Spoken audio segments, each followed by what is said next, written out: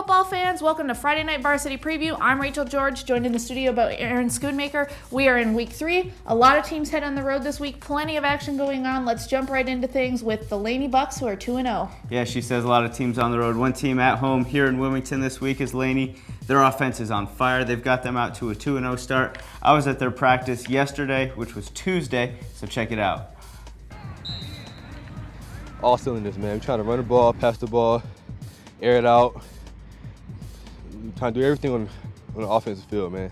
And all cylinders is exactly how the Laney receiving corps is clicking through 2 weeks of the season. Senior Ernest Andrews and junior Tevin Clay have combined for 20 of the team's 21 receptions, accounting for 328 yards and a score. The Bucks turned a 14-game losing streak entering the season into a 2-0 start to the 2010 campaign. We practice harder. We lift harder. We got a different mindset. Whatever has changed in the mindset of the 2010 Laney Bucks has worked. They're fresh off a 44-14 whooping of Pine Forest last Friday night. A score like that indicates great play on both sides of the ball, but the glaring difference in this year's team is a Porsche equivalent upgrade to their offense. We got a lot of weapons, so we can go either side of the ball, and it's hard to cover that. You got so many options. It helps that starting quarterback Mike Sheehan is healthy after missing last season with a broken collarbone. It also helps that Clay and Andrews are on the same page with their roles. He's a speed player.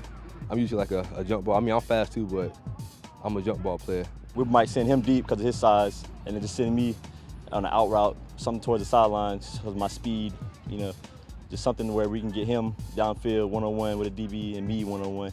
As for this week, a test against Havelock. Havelock. Gonna beat Havelock. Definitely going to be a good test for the Laney Bucks this week. Yep.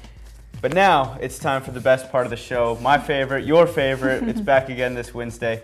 We got guru pick artist Rachel George for her final week of picks right here. And we're going to get right into it with the prop box.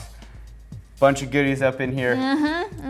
Our first game we're going to go to is New Hanover, Eastern Wayne. Dig in that box. Tell me who you got this week. This is an easy pick, no surprise. New Hanover, they're going on the road to Eastern Wayne, coming off loss to Scotland County. Eastern Wayne, though, is 1-1 with its only win over Goldsboro, a team that the Wildcats beat already. Beat them last year, not a tough one. And Hanover looked good in that win over Goldsboro. Yep. I like that pick as Yep. well.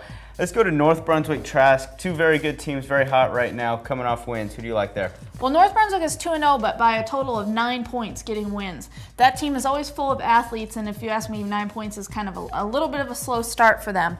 Trask has played one game, comes off a bye week after a loss to Topsail. This is kind of, I could be wrong. I was wrong last year on this. Trask won, but I'm going with the Scorpions. I think they're going to win this one. If you look at my picks on Friday, I'm going the other way. You figured out what you're doing. South Brunswick Topsail. Let's get into that one. I was at South Brunswick's game against Ashley last week. Looked at times, but held Ashley to 73 total yards. I think that probably had more to do with Ashley than the South defense, but managed to win 2-0. Passing game continues to develop. Terrell Stanley going to ECU. We know this. He's a monster. Going up to Topsail. Topsail 1-1 after a loss to Pender last week, so I'm going with the Cougars. Hard to go against Stanley. That's a very good right. offense there. Rocky Mount at East Duplin. This gets a little more physical. This is definitely the game of the week. I wish we had the time for me to drive to this one. We will cover it, but Rocky Mount, a traditionally strong 3A program, off to a 1-0 start, but East Duplin, no slouches. A 63-7 win to start the season last week against North Lenore. Brian Aldridge, he's always got those running backs ready. Dre Scarborough is an absolute monster on defense. So for that reason, I can dig it out. Going Panthers on that one. And I love the helmet. Yeah, oh yeah. My high school is Panthers, so I have a special affinity for that.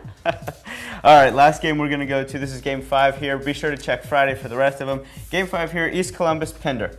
Well, East Columbus is showing some promise, and some signs are going in the right direction under first-year coach Toby Cassell, but they're running into a 1A powerhouse here. Pender, at times, looked a little iffy against Topsail last week, but the running game got going, managed to pull out a 26-10 win. They're 1-0. They're at home.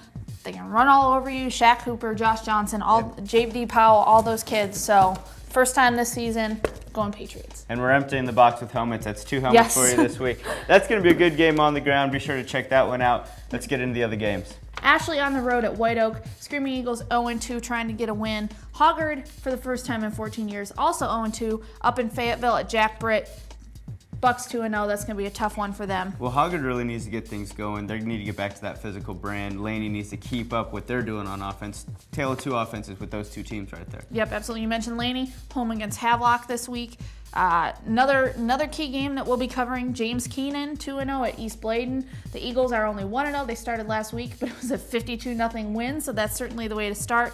Another key game, Loris from South Carolina is at South Columbus. The Stallions started last week with a win over East Columbus, but Loris is a really good team that pounded, frankly, on North Myrtle Beach last week. North Myrtle Beach, a team that West Brunswick will be playing, so lots of action. Something like 80-6, Loris has outscored their opponents. Yes. So good offenses on both sides. Yes. That'll be a fun one to watch. Yes, plenty of great games on the schedule. Be sure to tune in on Friday for Friday Night Varsity Flashback. We'll have lots of highlights, anything you need throughout the week. Scores, standing stats, that's all on StarNewsVarsity.com. But for this week, for Aaron Schoonmaker and myself, Rachel George, this has been Friday Night Varsity Preview on StarNewsOnline.com. When we want to go out, we want to win a championship. We want to take the conference championship to make a run in the playoffs.